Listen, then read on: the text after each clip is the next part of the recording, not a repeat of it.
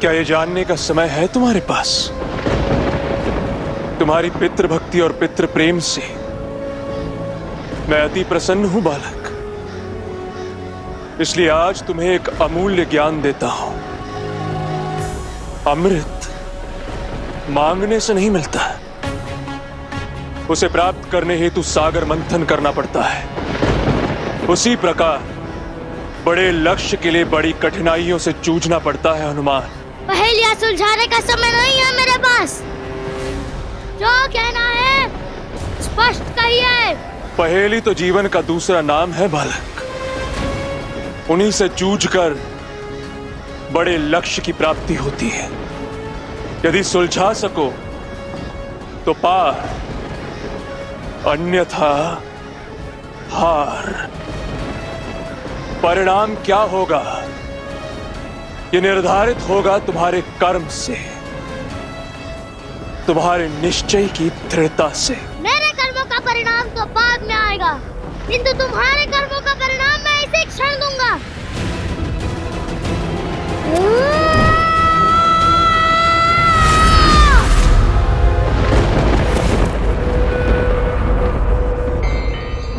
मेरे परिवार पर आपकी कृपा दृष्टि बनाए रखने के लिए धन्यवाद, किंतु अपने मन की बात आप स्पष्ट भाव से कह देते तो मेरे दृष्टि में आपका सम्मान और भी बढ़ जाता। कौन सी बात देवी? यही कि आप चाहते हैं मैं, सुमेरु राज और मेरा पुत्र हनुमान हम ये राज्य छोड़कर सुमेरु लौट जाए। शब्दों को पहेलियों में पिरोना और उनका भाव छुपाना आप जैसे व्यापारियों का कार्य है, हम जैसे राष्ट्र के सेवकों का नहीं। जो स्वभाव से कृपण हो वो समर्पण को क्या समझेगा? सुमेरु राज का परिवार करहणी और करणी दोनों में अंतर नहीं रखता आपकी भांति। मेरे पति और मारुति वो ग्रंथ खोजने के लिए हर संकट से लड़ने को सज्ज है। क्यों? किष्किंधा के मान के लिए मृत्यु के मुख में जाने को तैयार हो गए। इस समर्पण का अर्थ समझते हैं आप? देवी अंजना हटे।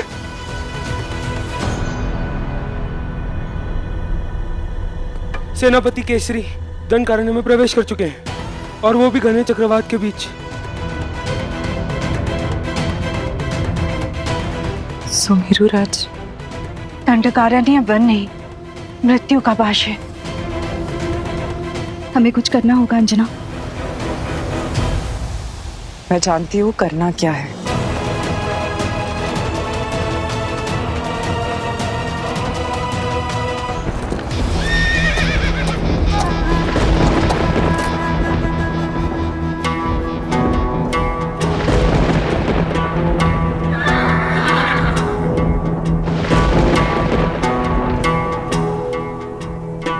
आगे का मार्ग दुर्गम है।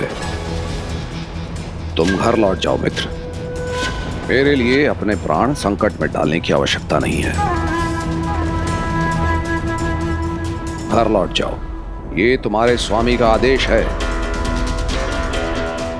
जाओ।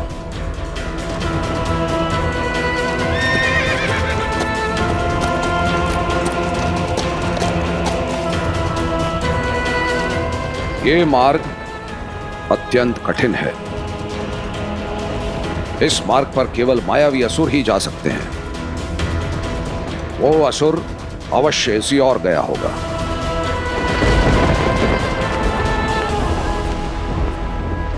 जाओ हनुमान, तुम्हारे पिता को तुम्हारी आवश्यकता है।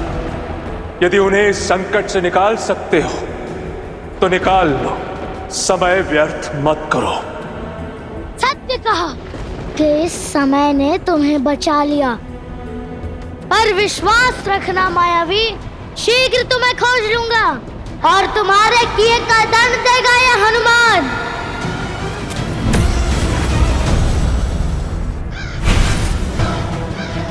ये तो आरंभ है हनुमान। अभी तो तुम्हारे माता पिता को और भी प्रचंड संकट सहने पड़ेंगे।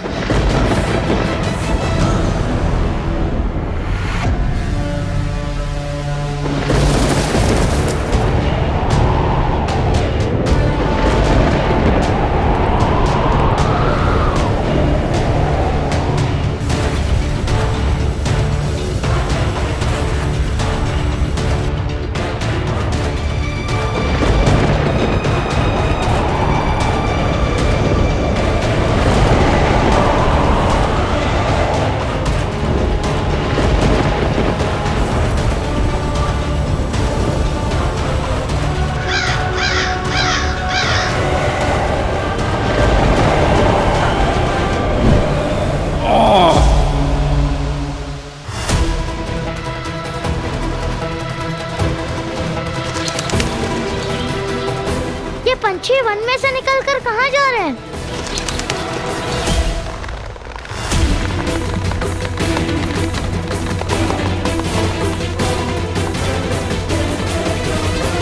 अवश्य ही वन में कोई हलचल है। तुम्हारे पिता को तुम्हारी आवश्यकता है।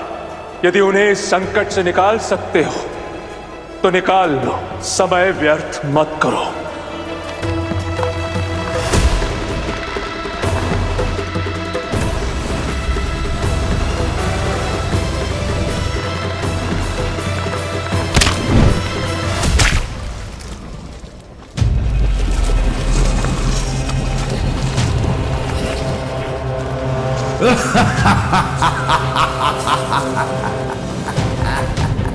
कौन है? मेरे सम्मुख आओ। दूरदर्शन, माया को ढाल बनाकर उस वानर से बचना चाहते हो? सामने आओ।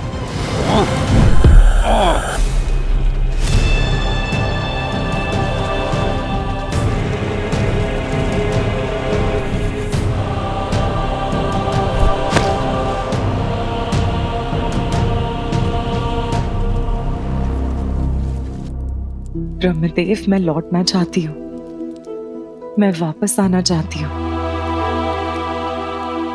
मेरा पुत्र और मेरे पति संकट में है। दर्शन दीजिए ब्रह्मदेव। यदि मेरा मातृत्व सच्चा है, मेरी ममता साधना है, तो प्रकट हो जाइए या फिर मेरे प्राण हर लीजिए। इसी के लिए इस कष्ट के दलदल में कूदे हो ना तुम? तो तुम हो वो दुष्ट जिसने ये पवित्र ग्रंथ चुराया है। मैं जानता था नीचता की ये सीमा तुम असुर ही लांघ सकते हो।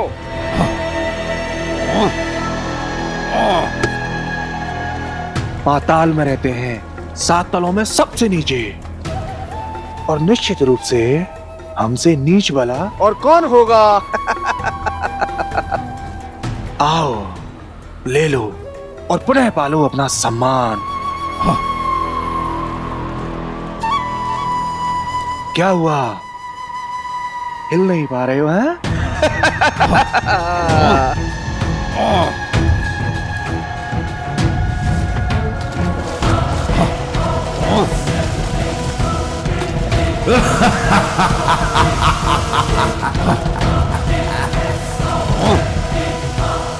ओम ब्रह्मदेवाय नमः।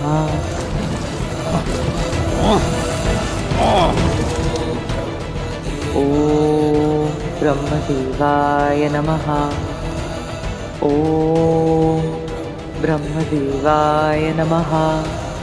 ओम ब्रह्मदेवाय नमः।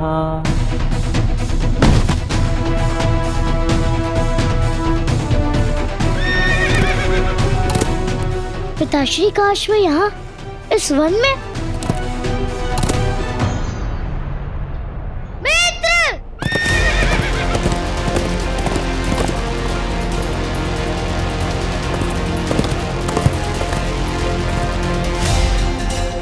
मित्र, शीघ्रता करनी है, हमें जाना होगा। जाओ मित्र।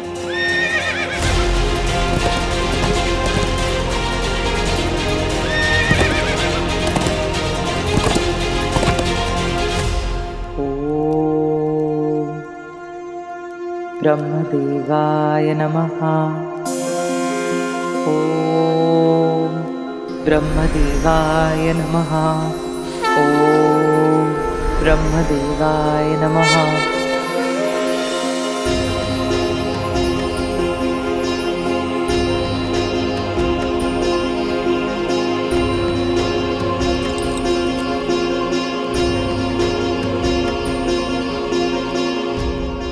ब्रह्मदेव,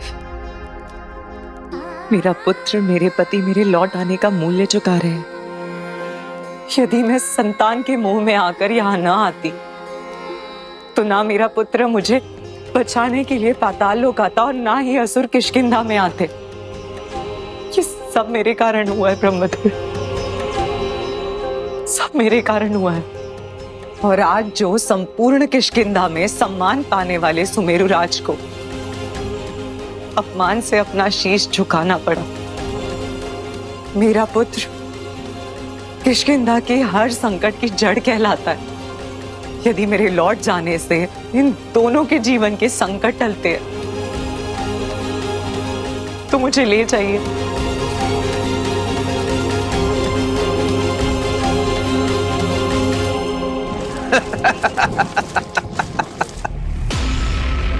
जब मृत्यु सामने खड़ी हो तो बड़े बड़े वीरों को विचलित कर देती है।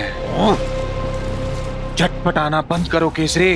जितना छटपटाओगे उतनी ही शीघ्रता से इस दलदल में धंसते जाओगे। मूर्ख वानर।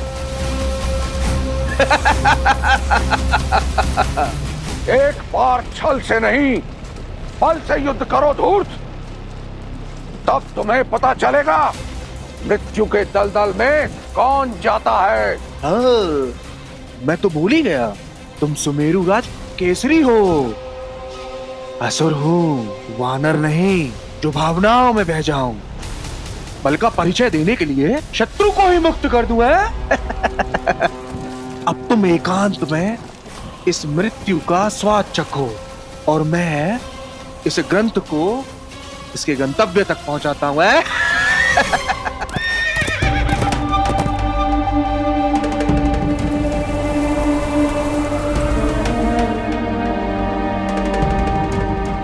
कहाँ जाऊं? तुम्हारे पिता को तुम्हारी आवश्यकता है। यदि उन्हें इस संकट से निकाल सकते हो तो निकाल लो। चक्रवात से निकल के ही लक्ष्य मिलता है।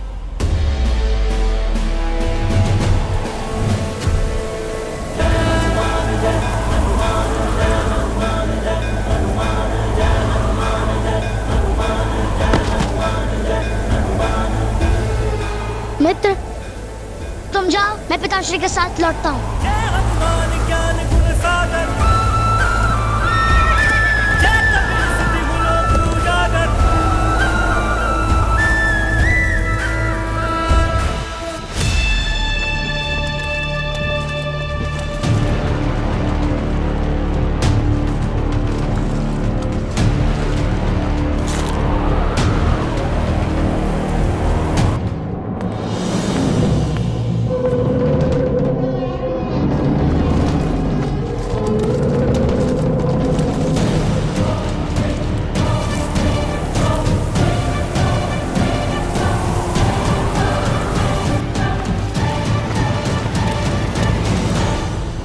मेरे पुत्र और मेरे पति को परीक्षाओं की इस दलदल से निकालिएगा। अमृत त्याग कर मातृत्व तो तुमने स्वयं चुना है अंजना। तुम्हें चेताया था मृत्युलोक के जीवन के विषय में। अब परीक्षाओं से पीड़ा क्यों? पीड़ा से भय नहीं है ब्रह्मदेव। जितनी पीड़ा, जितना संताप आप मुझे देना चाहते हैं, मैं सब सहने को सज्ज हूं। बस मेरे संसार को, मेरे परिवार को सुख की शीतलता दे दीजिए। मेरे मातृत्व की केवल एक ही पुकार है। यदि मेरे दूर जाने से मेरे हनुमान का संकट टलता है तो कर दीजिए मुझे उससे दूर, कर दीजिए।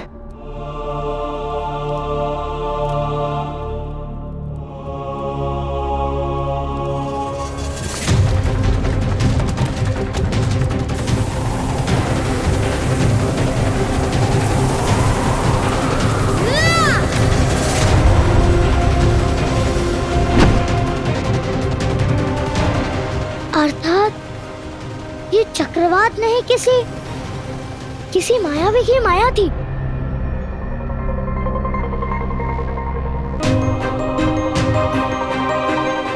ग्रंथ, रुको! पुत्र हनुमान,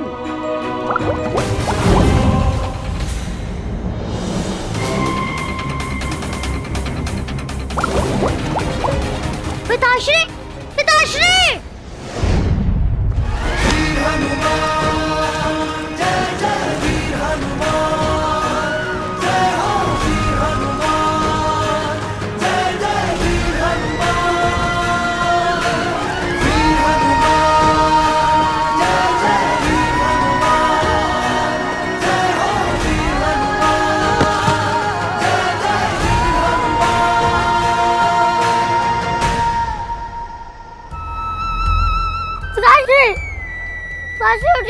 पिताश्री, पिताश्री,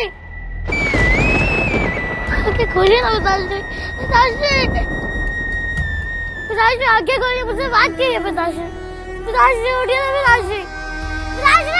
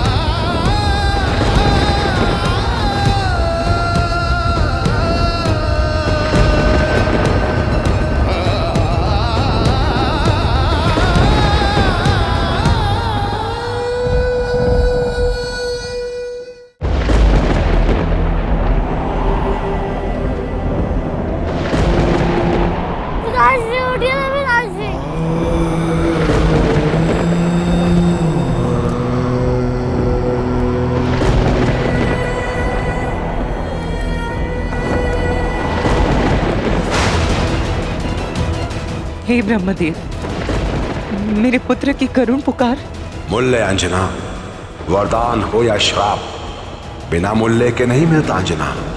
तुम लौटना चाहती हो तो स्मरण रखना, पूर्व की ओर स्थित मलय पर्वत उस बीते कल का मार्ग है जिसे तुमने अपने पुत्र के लिए छोड़ा था, किंतु इसके लिए भारी मूल्य चुकाना होगा।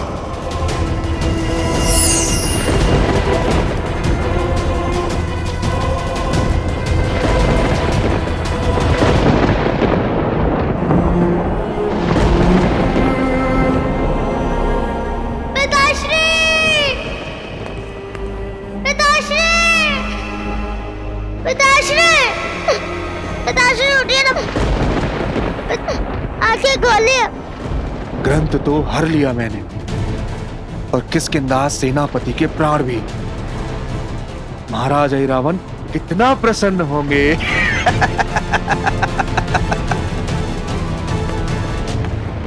पिताश्री आके खोलिए ना, उठिए ना, माता आपकी कितनी प्रतीक्षा कर रही है, उठिए ना, आप मुझे छोड़ के ऐसे नहीं जा सकते। पिताश्री उठिए ना, आप क्यों अपने पुत्र को सता रहे हैं? पिताश्री उठिए ना।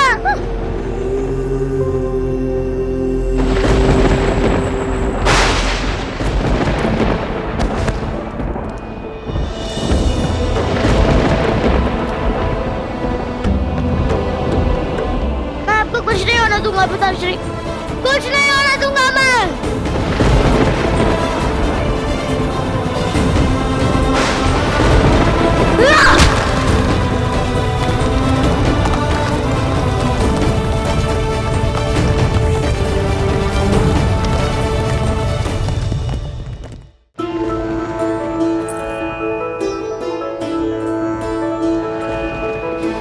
हनुमान आपका रुद्र अंश है महादेव। यदि सुमेरु राज को कुछ भी हुआ तो हनुमान की पीड़ा से उपजा ताप इस प्रकृति में महाविनाश ला देगा। ये रुद्र की नहीं, एक पुत्र की पीड़ा है देवी। अपने पिता को इस प्रकार मृत्यु शैया पर लेटे देखना किसी भी पुत्र के लिए असहनीय होता है, परंतु अपने प्रारब्ध को पाने के लिए, अपने आराध्य के योग्य बनने के लिए हनुमान को इस पीड़ा को सहना ही होगा देवी।